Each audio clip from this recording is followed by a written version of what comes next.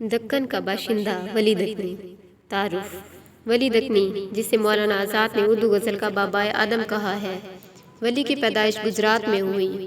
ولی کے نام کے بارے میں مختلف اقوال ہیں۔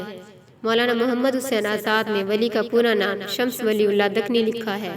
نصیر الدین ہاشمی نے ولی دکنی کا صحیح نام ولی محمد لکھا ہے۔ اس کے علاوہ اور بھی نام کتابوں میں ملتے ہیں، مثلا محمد ولی، ولی الدین ولی وغیرہ۔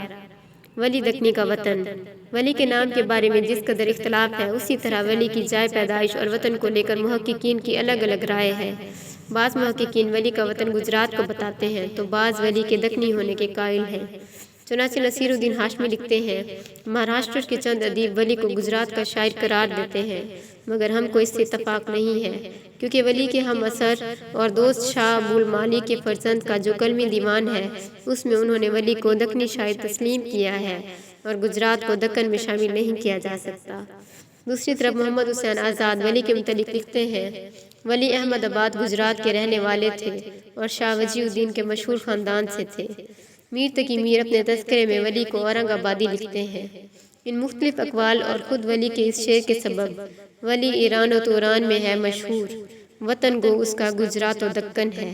ولی کے صحیح مولد و منشا کا علم نہ ہو سکا۔ ولی دکنی گجرات کے مشہور صوفی شاہ وجی الدین کے خاندان سے تھے۔ ولی نے اپنی تعلیم اپنے گھر خاندان میں ہی حاصل کی اور ایک لمبا عرصہ گجرات میں گزارا۔ شاید یہی وجہ ہے کہ بعض محققین نے ولی کو گجراتی مانا ہے، لیکن ولی کی شاعری میں صرف اور صرف دکنی محاورات اور الفاظ مشتمل ہیں، گجراتی الفاظ کا کہیں نام و نشان نہیں۔ چند اشعار: ہر ایک رنگ میں جو دیکھا ہوں چرخ کے نے رنگ، ہوا ہے غنچہ صفت جگ کے باغ میں دل تنگ، جہاں کے گل بدنا جلوہ گر ہوئے ہیں جہاں، اڑا ہے ان کی تجلی سوں عاشقاں کا رنگ۔ اسی طرح کیا مجھ عشق نے ظالم کو آب آہستہ آہستہ، کہ آتش گل کو کرتی ہے گلاب آہستہ آہستہ، وفاداری نے دل بر کی بجھایا آتش غم کو، کہ گرمی دفع کرتا ہے گلاب آہستہ آہستہ۔ مذکورہ اشعار میں موجود الفاظ بدنا، عاشقاں، خون وغیرہ دکنی الفاظ ہیں، لہٰذا ولی کے کلام کو دیکھ کر میر تقی میر کا قول کہ ولی اورنگ آبادی تھے قرین قیاس معلوم ہوتا ہے۔ مولانا حسین آزاد لکھتے ہیں، ولی کو اردو شاعری میں وہی مقام و مرتبہ حاصل ہے جو انگریزی میں چاثر، فارسی میں روت کو۔ وہ کسی کے شاگرد نہ تھے اور یہ ثبوت ہے فصیح عرب کے قول کا کہ الشعراء تلاميذ الرحمن کو دانائے فرنگ کہتا ہے کہ شاعر اپنی شاعری کے ساتھ لے کر پیدا ہوتا ہے۔ شمالی ہند میں اردو شاعری کا باقاعدہ آغاز: شمالی ہند میں ولی کے دیوان کی آمد سے ہی اردو شاعری کا باقاعدہ آغاز ہوتا ہے۔ اس سے پہلے اردو سوائے ہندی دوہوں کے اور کہیں نہیں ملتی۔ ولی کا دیوان جب دہلی پہنچا تو اہل دہلی حیران و ششدر رہ گئے کہ زبان ریختہ میں ایسے کلام بھی کہا جا سکتا ہے۔ اہل دلی نے ولی کے دیوان کو ہاتھوں ہاتھ لیا، ولی کے طرز پہ غزلیں کہی جانے لگیں۔ ولی کے کلام کو میر سے پہلے وہی مرتبہ حاصل تھا جو آج میر کے کلام کو ہے۔ ولی نے اس وقت کی زبان میں عربی، فارسی الفاظ شامل کر کے زبان اردو کو ایک نئی شکل عطا کی۔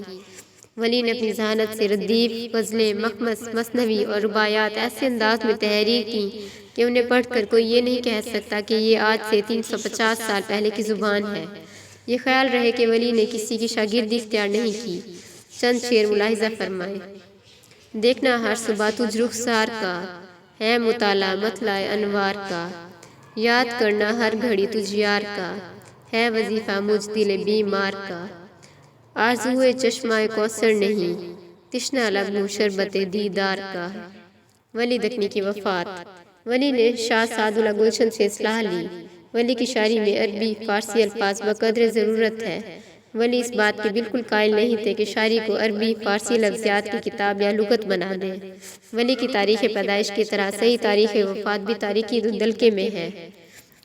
بعضوں کا خیال ہے کہ ولی کا انتقال 1155 میں ہوا اور بعض 1143 کو صحیح مانتے ہیں، مگر مولانا عبدالحق صاحب کی تحقیقات کے مطابق ولی کی پیدائش 1119 ہے۔ ولی نے ایک دیوان اور ایک کلیات چھوڑی۔